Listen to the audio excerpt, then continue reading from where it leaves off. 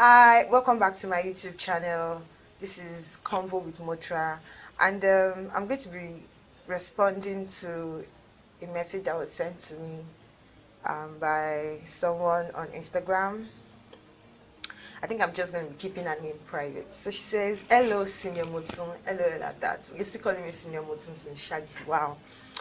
But yeah, I'm just Motra, or just call me Motra. But then again, Senior Motun, we are cool with that. But I'm not very cool with that. I'm just Motra.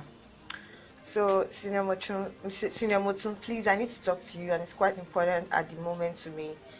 I'm in a school fellowship. I am a worker there. You know how it goes down in school. I've been giving it all my best to be very effective in the unit and also serving God. But recently, we had a new unit coordinator. We had this big concert, and during this concert, it's actually okay. It's usually very time demanding.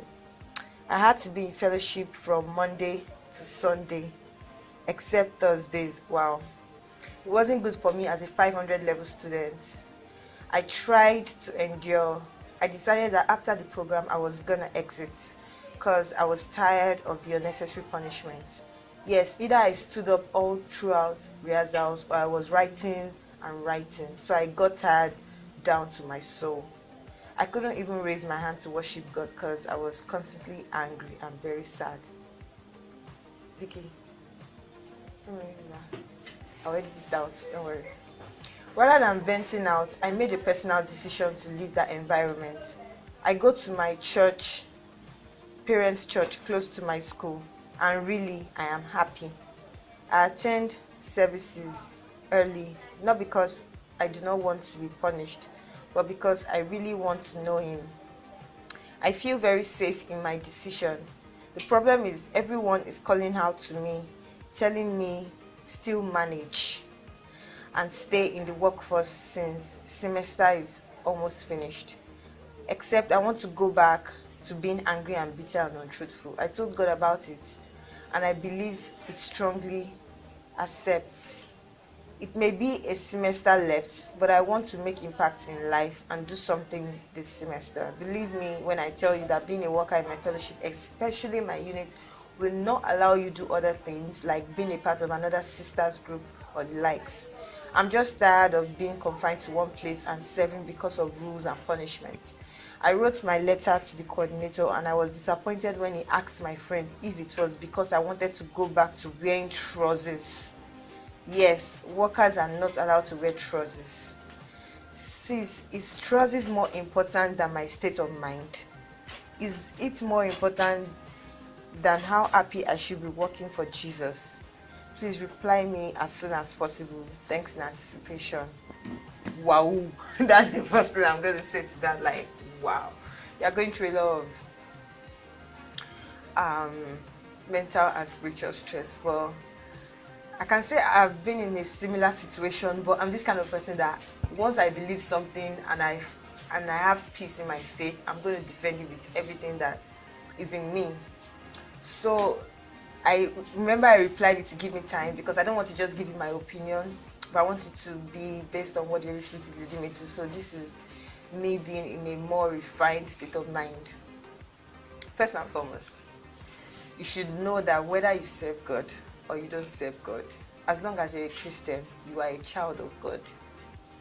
Now, serving God is a privilege, it's an honor, it's a calling. It's not supposed to be forced on you. I don't think it should be. When I was in school, I was in technical unit. I'm usually just always in technical unit because I just come, go to studio unit, do my thing and go.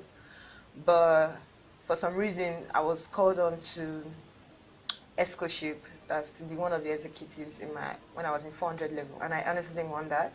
So I didn't attend all the rehearsals, what trainings and screening and whatnot. And then I just randomly mentioned it to my mom, and she was like, "Hey, you could just go and see what it's about." And I went just once. I wasn't wearing trousers. Apparently, ESCOs are not supposed to wear trousers for that kind of interview. Well, here I was. I wore pantsuits, and I went. And I just answered the questions randomly. In fact, when I was there, they were asking me questions, and I was answering with my mind. They were like, "Okay, why is it that I tend to go to church more than fellowship?" Because I attended. Okay, I don't know if I should mention the fellowship, but I attend the fellowship for my church, and I actually just prefer going to my church because I just get filled up. The word was usually better for me. So I go to fellowship because I want to serve, but I go to church to get fed. That's how it was for me. So I still valued my church, my home church, more than my fellowship in school, but I guess that wasn't really proper. So I became an exco, and I did things my own way. Not really my own way, but the way I was led to do it. I wasn't so strict on you must come for morning watch, that's morning fellowship and whatnot. I made it so interesting that you would want to come for morning watch. And then by 500 level, I said I wasn't going to even be honest. I didn't want to stay in the hostel, and I didn't want to be an exco.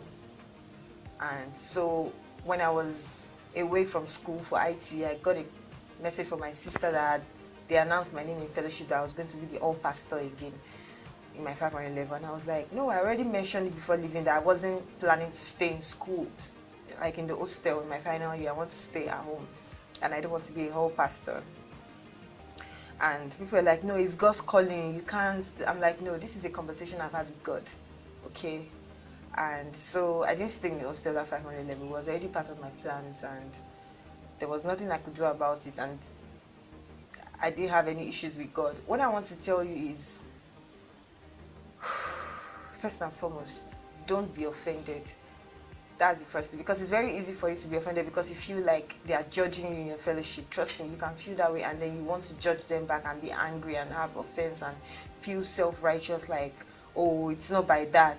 Because it's very easy for me to say it's actually not by fellowship, you're already a child of God. Yes, but then again, there is the place of fellowship, there's the place of service unto God. Honestly, the truth is, the more you fall in love with God, the more you want to serve Him selflessly. That's the point. It has to be from a willing heart. If you're not feeling willing, if you're not willing about it, there's something going on, and you should check that out. And I don't think service is equal to slavery. You understand? Being a servant is not equal to being a slave. God is not an unrighteous God, and He's not a wicked God. He's not a mean God. He's first your Father. Do you understand? Before He is your master. So 500 level is a very important time. You already have your plans. You've already placed them before God. And if it's not comfortable for you, let the authorities know, let your excos know, let your fellowship presidents know. Whether it's about, if they ask you if it's about choices or not, you don't need to defend your opinion. You don't need to defend your intentions. That's what I would say. You don't need to tell them that, no, it's not about choices, I just feel it's not comfortable for me. You don't owe anybody any explanation. So what I would say to you is, first and foremost, make sure there is no offense in your heart. You may feel, a little bit somehow, but let it go and forgive them from your heart. You understand? They are seeing it from their own perspective, and you cannot allow that introduce offense into your own heart. So you have to make up your mind to not be offended, first and foremost, because you are declining the opportunity in love. First and foremost, it's not in malice. I don't believe separation should be by strife. When Abraham had to separate from Lot, it had to be amicable. It wasn't in strife. You didn't have to get to the point where, no, we're not going to talk to each other, and that's it, don't be, I'm going to go this way, you don't go that way, I don't want to see you, that kind of, it's not going to be with bad blood, basically. So, and you don't have to leave the fellowship if you don't want to. You just don't want to be an executive, that's all. So you have to ask God to give you the spirit of meekness, and you need to be gentle about it. Let them know you are not interested. Put your foot down and look for other avenues through which you want to enjoy your final year with God, with you. You understand? You don't have to. That's the way I would deal with it, to be honest. Because if you can't deal, you say Monday to Sundays. There are some people that they do all that and then they still graduate to their first class, and there are some who do that and they end up with extra years. I don't think it brings glory to God if you're all pastor, or if your fellowship pastor has extra year, and that is not something that is not heard of. I've seen fellowship pastors who end up having extra year carryovers because they didn't have enough time. At the end of the day, there is the place of wisdom in this kingdom, and we need to make that very, very important. You are first in school to study, and then Your spiritual life is a personal decision. It should not interrupt your school activities. That is, I'm a Christian, I love God, but fellowship at the end of the day, truthfully, ethically, it is extracurricular activities. You have to be wise enough to not let it encroach into your lecture time or your study time. God is a wise God, come on.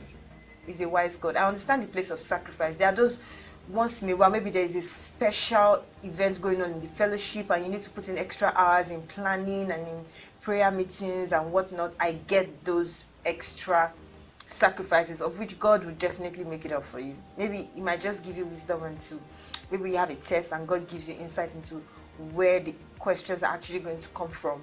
I get that part. But I'm talking about, in this situation, I'm talking about you missing it just because you want to prove something in your fellowship. You don't need all that drama. So I hope you find peace with this. I think you knowing what you want to do is right, but your approach should also be in love. You shouldn't have offense in your heart. You shouldn't be rude to them. If you want to remain in that fellowship, please you should. If you love your fellowship, please you should. You shouldn't be angry about it. Then as for the issue of wearing trousers for service, I think that is a fellowship thing. It's a denomination thing. There are some fellowships that have those rules. There are some churches that have those rules. Don't wear this, don't do that. The truth is that if you put yourself under a system, even God expects you to submit to the authority in that system. Now, God's word may say, you can come and worship me with your weaves on and be on fleek and whatnot.